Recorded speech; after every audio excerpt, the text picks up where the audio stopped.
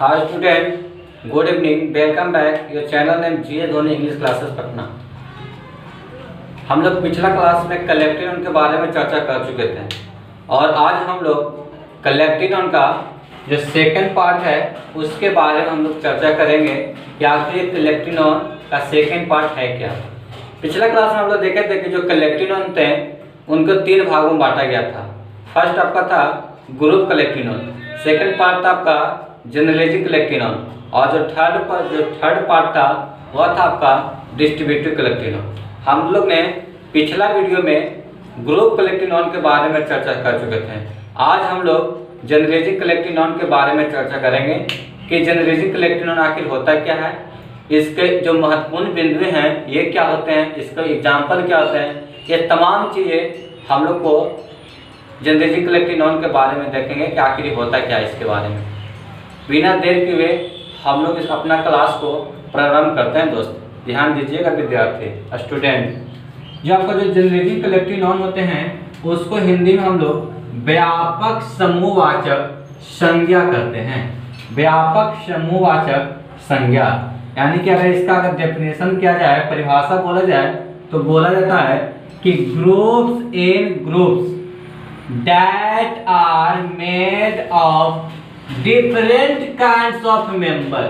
Different का मतलब हुआ अलग अलग, मेंबर्स का मतलब हुआ सदस्य, यानी कि ग्रुप्स इन ग्रुप्स यानी कि समूहों में वैसा समूह जो डिफरेंट काइंड्स ऑफ मेंबर यानी कि समूह में वैसा समूह जो अलग अलग प्रकार के सदस्यों से मिलकर बना हो, उसी को हम लोग जनरलाइजिंग कलेक्टिव नाउन कहते हैं।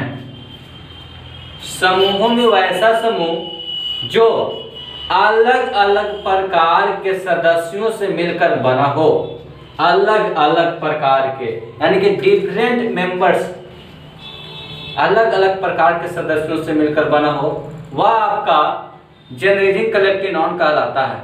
जैसे एग्जाम्पल में आप देखिएगा तो ये आपके लिखा हुआ है, ये है आपका एग्जाम्पल में सीनरी। सीनरी का मतलब होता है दृश्य। जैसे आपने पहाड़ पर गया, राजगीर गया, बोध गया, जैसे आप जाते हैं तो वहाँ पर देखते हैं कि बहुत सारे पेड़ पौधे हैं, जंगल झाड़ हैं, उसका छोटे पहाड़ बड़ा पहाड़ है, कई सारे हम लोग वहाँ पर दृश्य देखने को मिलता है, वहाँ का सुंदरता देखने को मिलता है। तो हम लोग बोलते हैं कि ये है दृश्य, ये है सीनरी। तो हम लोग एक कई प्रकार के जब सुंदरता को देखते हैं तो उसका एक नाम दिया गया है और उसका नाम बोला गया है सीनरी। उसके बाद नेक्स्ट जो हम लोग का जो पोर्शन आता है वह है आपका मशीनरी, यानी कि मशीन का जो पार्ट से कई पार्ट मिलकर एक पार्ट का निर्माण होता है, वह होता है मशीनरी।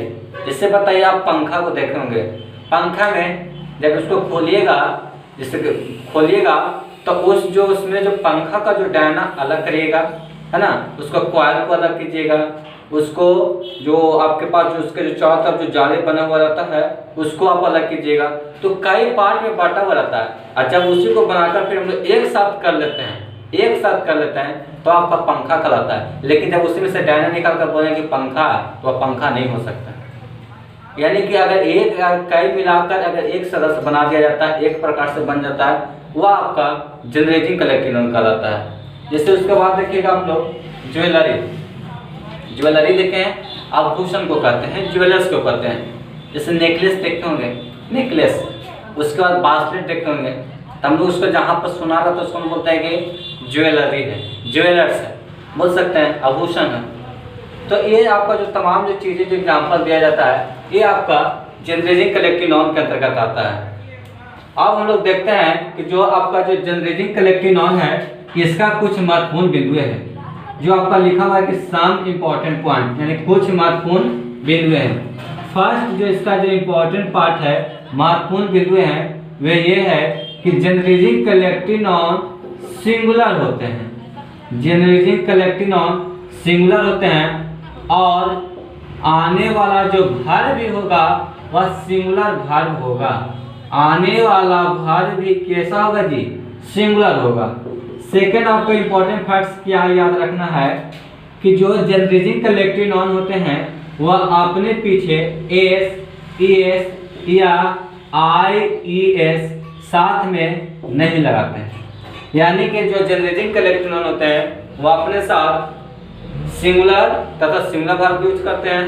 सेकंड पार्ट क्या है याद रखना आपको कि जनरेटिंग कलेक्टिव नाउन होते हैं वह अपने पीछे एस, ईएस या आईएस नहीं लगाते हैं। जैसा आपका एग्जांपल दिया हुआ है, जैसे बताइएगा आपका ऑप्शन ए में दिया गया है दी मशीनरी। ये आपका पहला तो पकड़ना है कि दोस्तों मिल गया, आपका जनरेटिंग कलेक्टिव नाउन है ना। आपको इंपॉर्टेंट फैक्ट बताएं कि जनरेटिंग कलेक्टिव नाउन सिंगुलर होते हैं और सिंगुलर वर्ब यूज होते हैं। बस ये तो आपका जनरेटिंग कलेक्टिव नाउन हुआ, लेकिन यहाँ पर जब आप आर देखते हैं तो ये आपका प्लूरल है, इसलिए आपका फर्स्ट ऑप्शन गलत माना जाता है, गलत है। सेकंड पार्ट में देखते हैं दी मशीनरी तो है लेकिन मशीनरीज कर दिया गया, यानी कि वाई के जगह पर आई एस बदल दिया गया, वाई को हटाकर आर एस। हमने बताया अभी कि जो जनरेटिंग कलेक्टिव नाउन होते हैं वह अपने पीछे एस, ईएस या आईएस नहीं लगाते हैं, यहाँ पर आपका लगा हुआ है, इसलिए आपका सेकंड जो बी ऑप्शन है वह इनकरेक्ट है। थर्ड आपके पास जो सी ऑप्शन है दी मशीनरी है और इसके साथ भी आपका इज आपका सिंगुलर वर्ब है, इसलिए आपका करेक्ट जो आंसर होगा एब्सोल्युटली राइट है वो आपका ऑप्शन कौन है, सी है। ये हम लोग का जनरेटिंग कलेक्टिव नाउन के बारे में चर्चा करते हैं।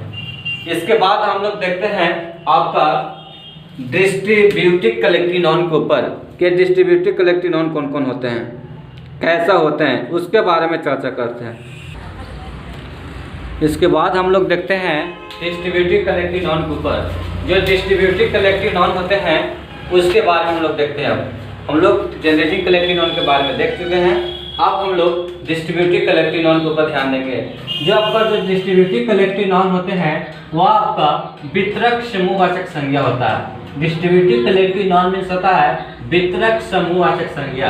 ये होता क्या है, बोला गया है कि groups in groups that are sometimes agreeable and sometimes disagreeable, यानी कि बोला गया है कि समूहों में वैसा समूह जो कभी आपका समटाइम्स एग्रीबल हो, एग्रीबल का मतलब हुआ आपका सहमति हो, एक मत हो तो वह आपका एग्रीबल कहलाता है, और समटाइम्स डिसएग्रीबल यानी कि वह अनेक मत हो, एक मत ना हो, सहमति ना हो, यानी कि समूहों में वैसा समूह जो कभी एक मत हो तथा अनेक मत हो वह आपका डिस्ट्रीब्यूटिव कलेक्टिव नाउन कहलाता है। जैसे बताइएगा जूरी, जूरी का मतलब होता है आपका न्याय मंडली जो न्याय दिलाता है। जैसे हम लोग गांव में बैठाते हैं पंचायती, तो हम लोग का सबका एग्रीबल होना चाहिए, सहमति होना चाहिए कि लड़का ने इसने गलत काम किया है, इसके साथ ऐसा सजा होना चाहिए।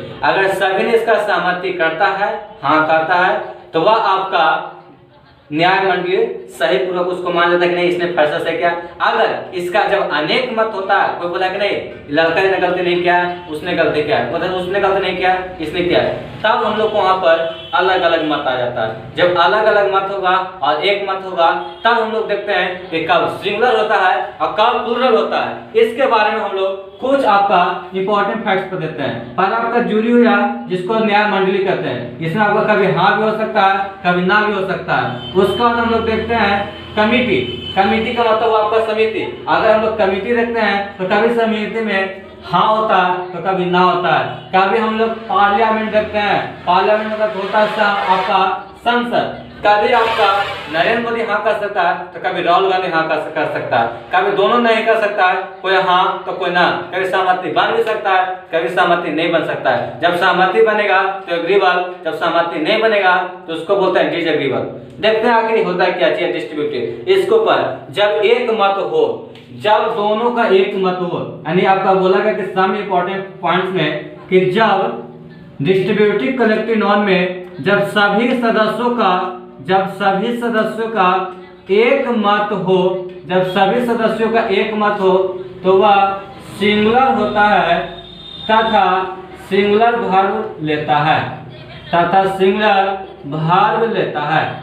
फिर से सुनिएगा, जब डिस्ट्रीब्यूटिव कलेक्टिव नाउन में जब इसके सारे सदस्य का एक मत हो, यानी कि उसमें सहमति हो जाता हो, तो वह आपका सिंगुलर होता है तथा सिंगुलर वर्ब लेता है। जैसे आपको बोला गया एग्जांपल में, the committee have passed this bill, यानी कि समिति ने इस बिल को पास कर दिया गया है। सबका बिना सहमति हुए पास कैसे हो सकता है किसी बिल को? कोई कानून बनाता है तो उसको सबका सहमति होना जरूरी होता है। अगर सब ने सहमति कर दिया कि हाँ, तो वह एक मत हो गया, सभी ने उसका एग्रीमेंट किया, है ना, सहमति सबका, तो आपका बिल पास कर दिया गया। जब बिल पास कर देगा तो सब मिलकर एक बनता है, तो जब एक मिल बनेगा तो वह आपका सिंगुलर होता है तथा सिंगुलर वर्ब लेता है। तो इसमें आपको खोजना है कि कौन सिंगुलर है कौन प्लुरल है। आपको सेंटेंस को देख कर अनुसार लेकर चलना है कि आपका सेंटेंस में लिखा है द कमिटी हैव, एक आपका हैव लिखा हुआ है, तो समिति ने इस बिल को पास कर दिया है ना, समिति ने इस बिल को पास कर दिया है। तो आपको देखना है कि हैव सिंगुलर है कि प्लुरल, तो हैव तो आपका प्लुरल है, इसलिए आपका जो ए ऑप्शन है वह आपका एब्सोल्युटली रॉन्ग है। सेकंड ऑप्शन देखते हैं, द कमिटी आपको तो है ये था, उसके बाद यहाँ पर आता है हैज पर। जब हैज पर आते हैं तो हैज आपका सिंगुलर है और यह सहमति दे दिया है, इसलिए आपका जो बी ऑप्शन है वह बिल्कुल आपका राइट है। उसके बाद देखते हैं दूसरा हम लोग का इंपॉर्टेंट फैक्ट। दूसरा हम लोग का इंपॉर्टेंट फैक्ट क्या है, जब पार्लियामेंट हो, आपका कमेटी हो या जूरी हो, जब ये जो तमाम जो चीजें आते हैं उसके बाद देखते हैं कि जब एक मत हो तब सिंगुलर होता है और सिंगुलर वर्ब लेता है। लेकिन सर अगर जब अलग अलग मत हो तब क्या होगा? जब अलग अलग मत हो तो वह प्लुरल होता है तथा प्लुरल वर्ब लेता है। जैसे इसको याद रखना है कि जब अनेक मत हो, अनेक सहमति हो, एक मत नहीं हो, अनेक मति हो, यानी कि अनेक मत हो। इसमें बोला गया कि जब डिस्ट्रीब्यूटिव कलेक्टिव एक मत हो तो वह सिंगुलर होता है तथा सिंगुलर वर्ब लेता है। लेकिन जब डिस्ट्रीब्यूटिव कलेक्टिव अनेक मत हो तो वह प्लुरल होता है तथा वर्ब भी प्लुरल लेता है, तथा वर्ब भी प्लुरल लेता है। ध्यान दीजिएगा, जब एक मत हो, जब सारे सदस्यों का एक मत हो तो वह सिंगुलर होता है तथा सिंगुलर वर्ब लेता है। लेकिन जब सारे सदस्यों का अनेक मत हो तो वह प्लुरल होता है तथा प्लुरल वर्ब लेता है। इससे बताइएगा कि the committee had not passed this bill, यानी कि जितने भी समिति के जो सदस्य थे उसने इस बिल को पास नहीं किया, पास होने नहीं दिया।